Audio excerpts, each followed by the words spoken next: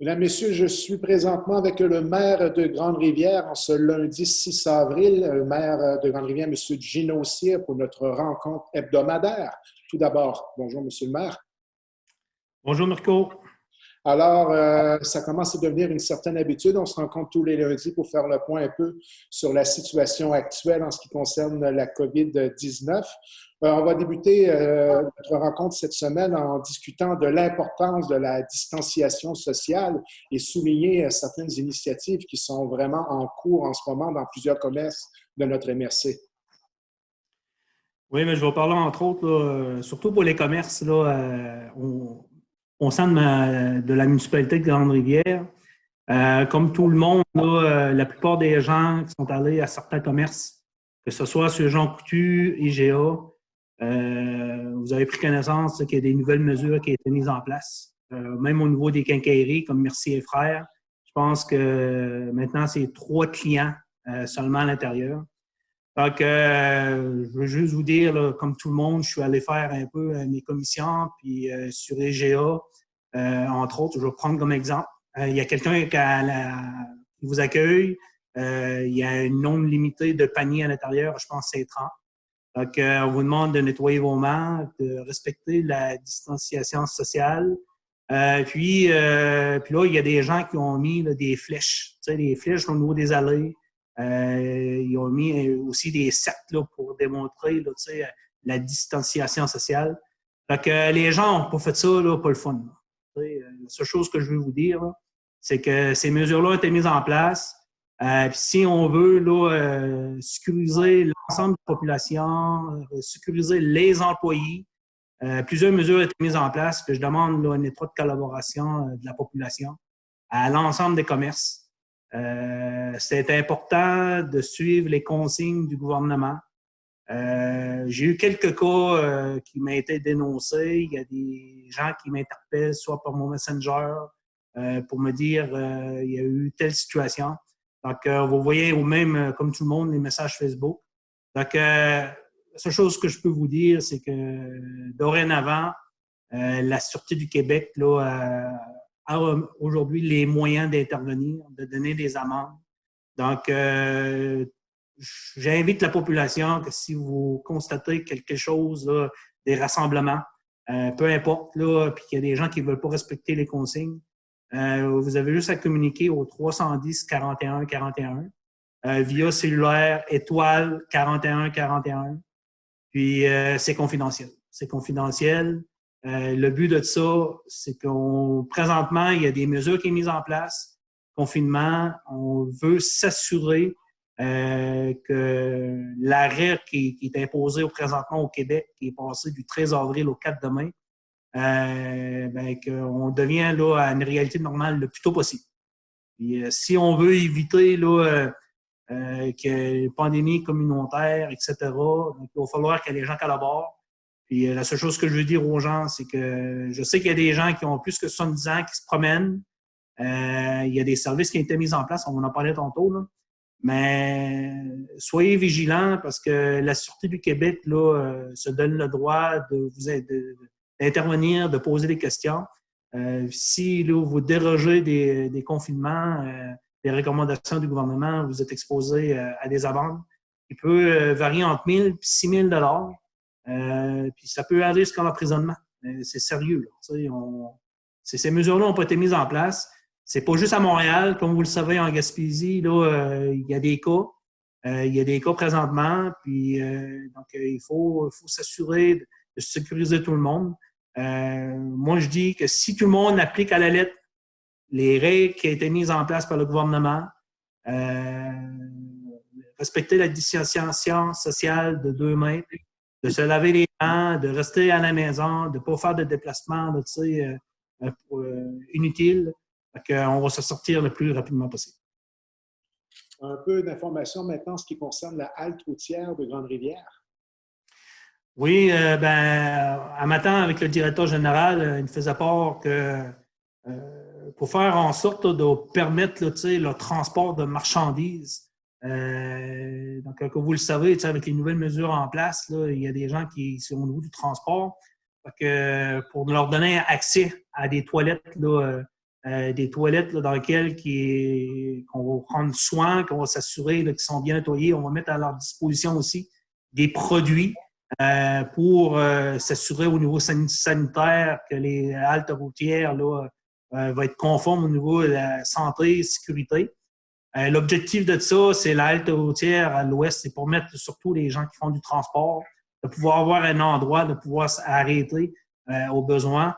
Donc, si vous voyez un peu de transport qui arrête, admettons, la halte routière à Grande-Rivière, c'est pour accommoder là, les gens qui font du transport. L'objectif, c'est pas pour que les gens se réunissent là puis qui utilisent les toilettes. On fait ça spécifiquement pour les gens qui font du transport, mais au minimum, là, à partir de cette semaine, d'ici à la fin de la semaine, on veut s'assurer de donner l'accès au moins aux camionneurs pour la halte routière. Ça s'applique aux 2 haltes? Ça va s'appliquer présentement. La première halte, ça va être la halte là, à Grande-Rivière-Ouest. Uniquement pour commencer, parce que, comme vous le savez, normalement, on les ouvre souvent plus tard, là, durant l'année, mais à cause des circonstances, puis on est très conscient que les camionneurs, là, ils ne peuvent pas arrêter n'importe où, limite de clients dans les commerces. Donc, que là, on s'est dit, ben, on va essayer de trouver une façon d'accommoder.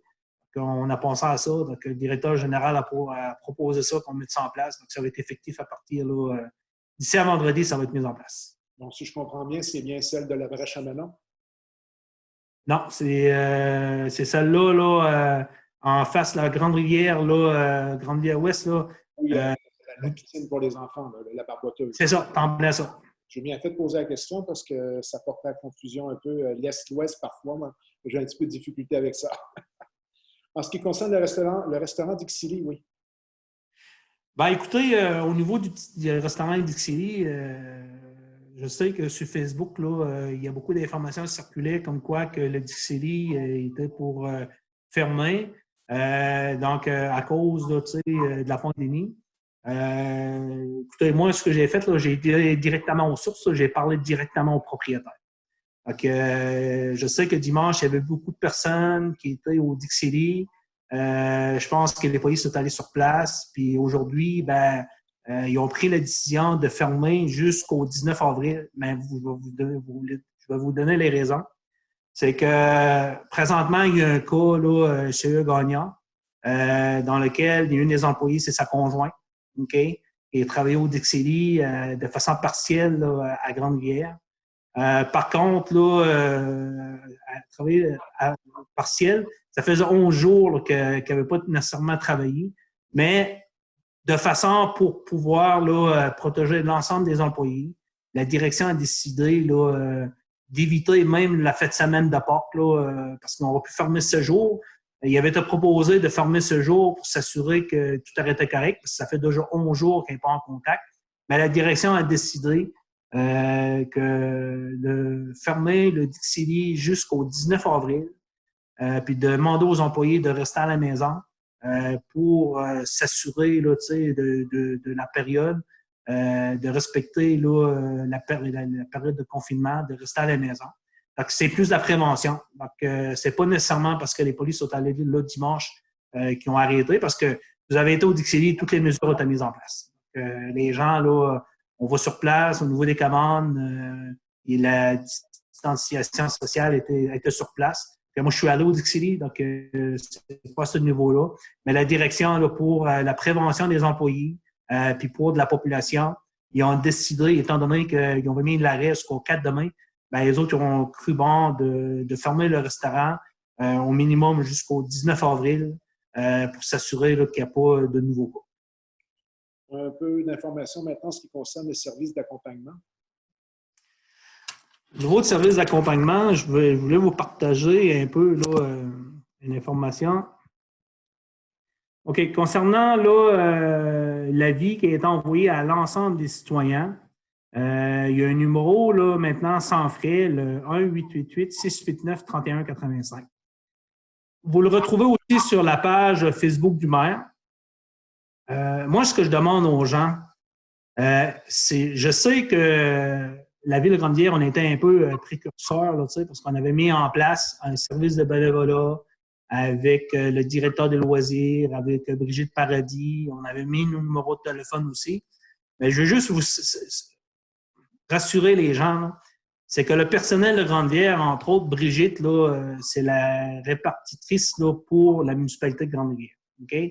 Donc, par contre, ce que je demande aux citoyens, c'est de passer par ce numéro-là, parce qu'on appelait là, vous faites affaire directement avec le réseau de développement social, qui est en partenariat aussi avec la MRC, le CIS, les centres d'action bénévole. Donc, si, admettons, il y a des gens qui ont des besoins particuliers ou peu importe, OK? Donc, c'est un bon moyen de pouvoir exprimer les besoins. Puis après que les besoins ont été exprimés, là, il y a comme un billet électronique là, qui est rédigé. Puis chaque billet électronique là, est envoyé là, directement là, à Brigitte Paradis. Brigitte Paradis, elle va s'assurer de bien faire le suivi. Je sais qu'il y a des gens qui aimeraient mieux passer par Brigitte Paradis. Il y a des gens qui ont fait le témoignage. Mais la seule chose que je demande aux gens, la Ville de Grande-Rivière va maintenir le service qui est en place. On va continuer à appuyer, de répondre aux besoins de l'ensemble des citoyens. Mais pour un meilleur suivi, étant donné que ce service-là était implanté à l'ensemble de la MRC, je demande aux gens d'appeler ce numéro-là. Puis de toute façon, il va y avoir un suivi après par Brigitte. Puis nous, bien, ça va nous permettre aussi au niveau des statistiques de savoir le nombre d'interventions qui étaient faites sur le territoire.